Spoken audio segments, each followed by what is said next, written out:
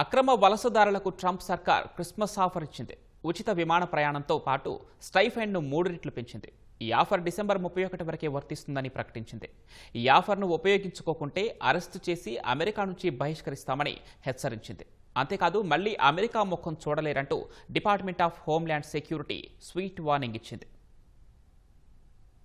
అక్రమ వలసదారులను అమెరికా నుంచి సాగనంపేందుకు ట్రంప్ సర్కార్ సామధాన భేద దండోపాయాలను ప్రయోగిస్తోంది. ఇంతవరకు నిర్బంధించి జైళ్లల్లో పెట్టిన అమెరికా తాజాగా క్రిస్మస్ ఆఫర్ ప్రకటించింది. గతంలో ప్రకటించిన స్టైఫండ్ను 3 పెంచింది. అమెరికా వీడేందుకు అంగీకరించిన అక్రమ వలసదారులకు $1000 స్టైఫండ్ ఇస్తామని మే నెలలో ప్రకటించిన ట్రంప్ సర్కార్ ఇప్పుడు ఆ మొత్తాన్ని $3000 పెంచింది. భారత కరెన్సీలో సుమారు 2,70,000. ఉచితంగా విమాన ప్రయాణానికి ఇది అదనమని తెలిపింది. క్రిస్మస్ హాలిడే ఆఫర్ డిసెంబర్ 31 వరకు మాత్రమే వర్తిస్తుందని సామాజిక మాధ్యమంలో ఎక్స్ ద్వారా ట్రంప్ సర్కార్ ఓ ప్రకటన చేసింది.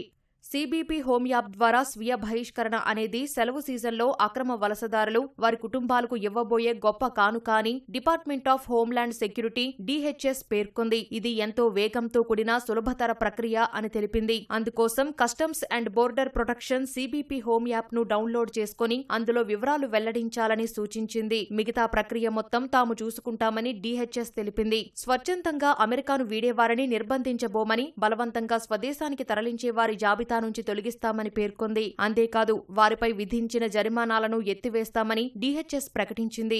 ఈ హాలిడే సీజన్ ఆఫర్ను ఉపయోగించుకోని వారికి అరెస్ట్, బహిష్కరణ మాత్రమే ప్రత్యామ్నాయమని హోమ్ల్యాండ్ సెక్యూరిటీ కార్యదర్శి క్రిస్ట్ నియోమ్ హెచ్చరించారు. అలాంటి వారు అమెరికాను మళ్లీ ఎప్పుడూ తిరిగి చూడలేరని స్పష్టం చేశారు. DHS ప్రకారం దాదాపు 19 లక్షల మంది అక్రమ వలసదారులు స్వచ్ఛందంగా అమెరికాను వీడగా వారిలో 10,000 మంది జనవరి నుంచి సిబిపి హోమ్ యాప్ను వినియోగించుకున్నారు.